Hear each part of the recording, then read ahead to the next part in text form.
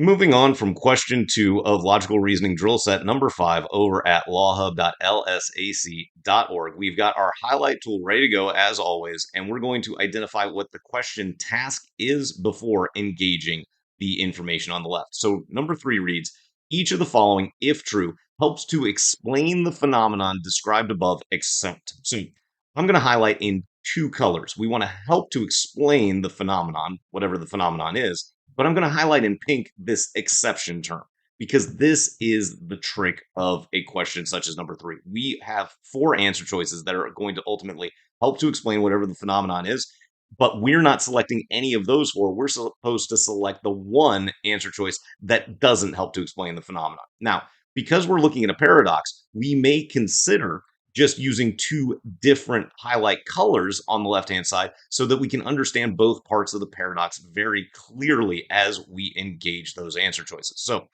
I'm going to have the yellow selected as my highlight tool before we read what's relatively short on the left-hand side. It states, people in high-risk occupations also tend to engage in high-risk leisure activities such as hang gliding and rock climbing.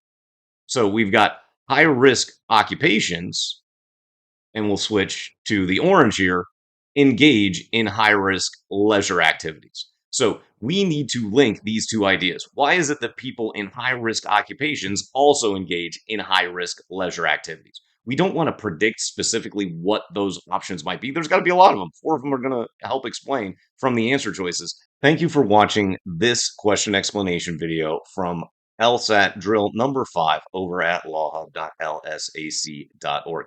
If you enjoyed the tips that it contained, please consider liking the video or subscribing to the channel to be notified when additional question explanation videos are produced by my guru. Also, check out the description below for links to additional resources from my guru, including links to full sets of video explanations for entire LSAT prep tests from LawHub.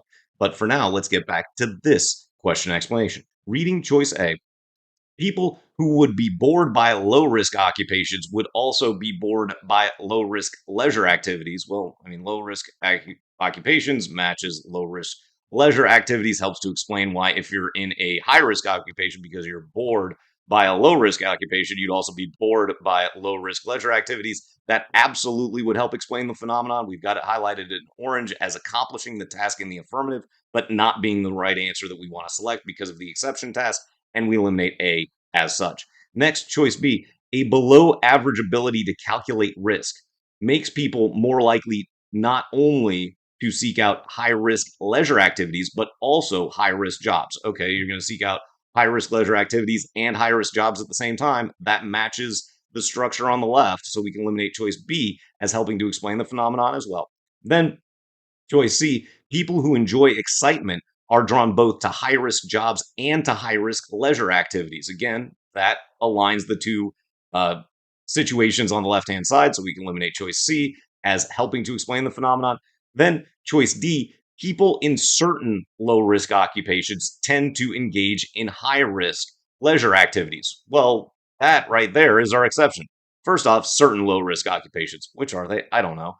And then these people in low risk tend to engage in high risk leisure activities. If anything, this bucks the phenomenon on the left. It's really weak at weakening the phenomenon, but that's what we're looking for, something that doesn't explicitly help to explain the phenomenon. So we should be able to select choice D in that circumstance at this point. We go back to our orange, looking briskly for a reason to eliminate choice E as helping to explain the phenomenon, and it reads, the process of acclimating to a high-risk occupation encourages individuals to adopt positive attitudes towards risk-taking in general. Well, again, this all matches the paradigm on the left-hand side. We can eliminate it, and hopefully, even though this can be time-consuming because of the format as an exception task, you would have selected D a little while ago.